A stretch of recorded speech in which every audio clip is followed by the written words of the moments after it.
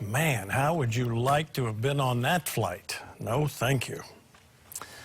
More charges were filed today against current and former electrical union staff following the 70-count embezzlement and conspiracy indictment of Brian Ahakuelo and 2 family members yesterday.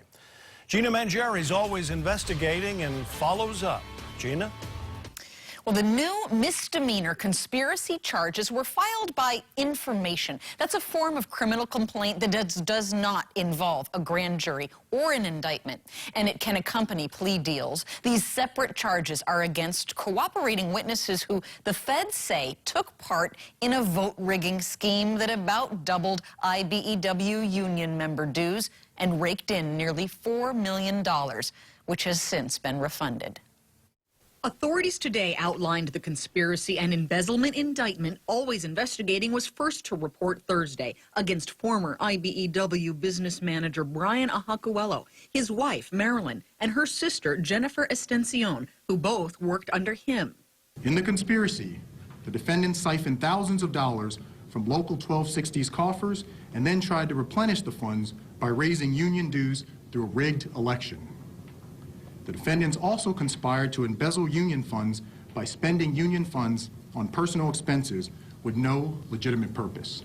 The indictment says they turned a $700,000 surplus into a $700,000 deficit, spent tens of thousands on personal travel, meals, inflated wages, and a vehicle, and falsified union members' votes to rig a dues hike that raked in $3.7 million in just over a year. 4 other individuals are charged today with conspiracy to make or cause to be made false entries and records required to be kept by a labor union. Their names are Michael Britton, Daniel Rose, Leanne Miyamura, and Russell Yamanoha.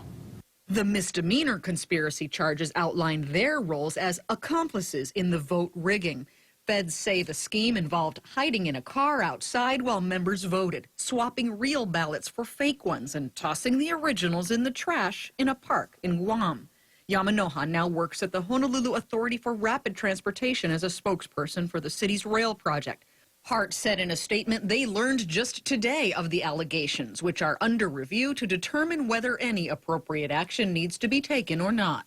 IBEW Local 1260 declined to comment on the work status of the other 3. The International Union loaned the local more than $3.7 million to pay members back in 2016 from the rigged vote dues hike. The parent union told us immediately the IBEW alerted authorities to what the International Union believed to be potentially criminal behavior by the local's leadership. The International had audited the local division and held it in trusteeship for about a year. The federal charges stem from a 3-year investigation by federal and state authorities. What we found was an alleged network of corrupt power and greed. They directly impacted the paychecks of electrical workers in the Hawaiian Islands and Guam.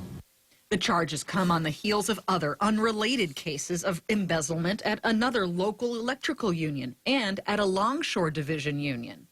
As my office's prosecutions make clear, we will aggressively investigate and prosecute corrupt union officials who abuse the trust vested in them by the hard-working folks in our communities. The 3 indicted were not yet in custody. Brian is on the mainland and has retained a private Virginia criminal defense attorney, Patrick Anderson. Local attorneys were court-appointed to his wife and sister-in-law this afternoon. They all have a court date next week for arraignment on the grand jury indictment. The other 4 were charged by that information filing in plea deals with the feds. Their court appearances begin the first week of September. All of those charged have been asked for comment directly and through attorneys. Back to you.